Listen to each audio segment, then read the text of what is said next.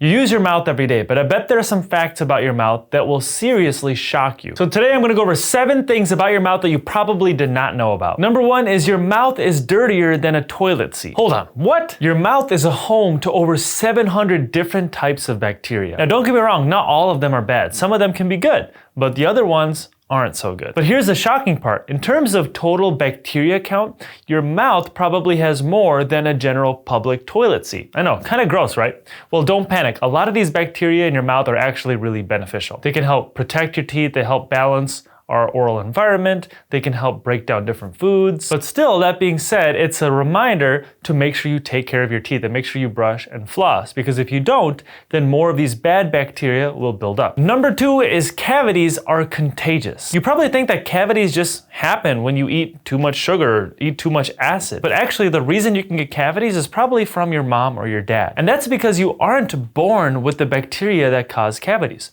So the bacteria that causes cavities is called Streptococcus mutans. You aren't born with it. You get it from your mom or your dad or a loved one kissing you or spreading that bacteria from their mouth to yours. So if you shared a spoon with your mom when you were a baby, or if your mom kissed you or your dad kissed you when you were young, you got your bacteria from them. So yeah, in other words, you can kind of catch a cavity. Number 3 is you can get an STD in your mouth. Now, some of you might already know this, but the thing here is the decisions you make at home, away from the dentist, have consequences and they may have a risk. And some of those consequences could end up as HPV, syphilis, or herpes. And they can show up in your mouth or around your lips as different ulcers or gum issues like redness or different problems with your gums. And in some cases, they can even contribute to mouth or throat cancer. I cannot tell you how many times a patient came in with a spot on their gums or their lips and they wanted it checked out. And it's a very awkward conversation when I tell them that it's something they probably don't want to hear. So whatever situation you get yourself in, just make sure to be safe. Number 4 is your spit is super important, actually more important than you think. You see, we don't give our saliva enough credit. Nowadays, we can use saliva to test for things like HIV, for COVID, for cancer, for stress hormones, and more. And on top of it helping us diagnose different things,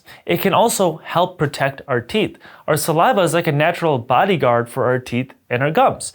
It will help remineralize and strengthen our teeth because it carries minerals in it. It can help wash away different food and different particles and different bacteria in our mouth, and it can dilute the acids in our mouth. So it can basically make our teeth more resistant to cavities. And it's even more evident that when people start having less saliva, like if they take a lot of medications or they have a certain condition where they start having a really dry mouth, they start to get a ton of cavities and they even start to get more gum disease because their saliva isn't there to clean everything away. Number 5 is your tongue is more unique than your fingerprint. That's right, researchers have started looking into making tongue scans as a routine for making your ID. And that's because your tongue print is completely unique. So don't be surprised that the next generation of iPhones makes you open your mouth and stick your tongue out, which I think could be kind of weird. Now, the 6th fact about your mouth is mouth breathing can change the shape of your face. I talk a ton about breathing and about mouth breathing versus nose breathing and why nose breathing is so much better than mouth breathing, and I made a ton of content about it, so check out some of the videos in the description below. But there's a couple main problems with mouth breathing. So one is it's gonna dry up your mouth a whole lot more. So you're gonna get rid of that saliva. We talked about how important that saliva is. But also if a kid grows up as a mouth breather, the shape of their face and their jaw will literally change. Their face will tend to grow more elongated and narrow because if their mouth is always open, their cheeks will keep everything constricted and their jaw will not develop as much. This will also lead to crowded teeth where their teeth cannot come in the right position and potentially breathing problems because their jaw hasn't developed to make enough room for their breathing tubes. Nose breathing, on the other hand, is much better because your mouth is now closed. And when your mouth is closed, a natural reaction is to keep your tongue against the roof of your mouth. When your tongue is up against the roof of the mouth, not just the tip of your tongue, but also the middle and back part of your tongue, then it causes that palate or the roof of your mouth to expand. It helps it grow wider and forward. You don't need a strong stimulus to do this. You need a soft stimulus to be constantly forcing it. So that's exactly what your tongue is doing when you grow up as a nose breather. And in this case, you tend to have a more broader and more forward growing jaw, and now your teeth can come in the right place, and now you're less likely to have breathing problems. Now, number 7 has to do with your enamel. Your enamel, or the outer layer of your tooth, is stronger than your bone. It's actually the strongest substance in your body.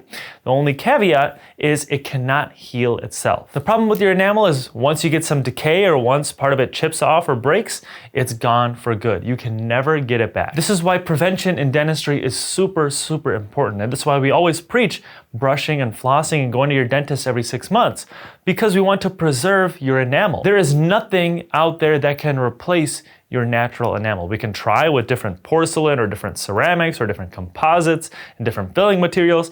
Nothing's gonna be as good as your natural teeth. So make sure you take care of them. So with that being said, let me know in the comment section below which fact you like the most. And as always, thank you for watching. If you haven't already, hit that thumbs up button and subscribe to my channel below. And I will see you in the next video. You've probably seen those perfect glowing smiles in Hollywood or on Instagram, and you might think to yourself like, hey, that person probably got veneers. That sounds like a great idea. Maybe I should get some for myself. But what if I told you deep down behind some of those veneers, there are some serious problems? And some of these problems might make you rethink whether or not you want to get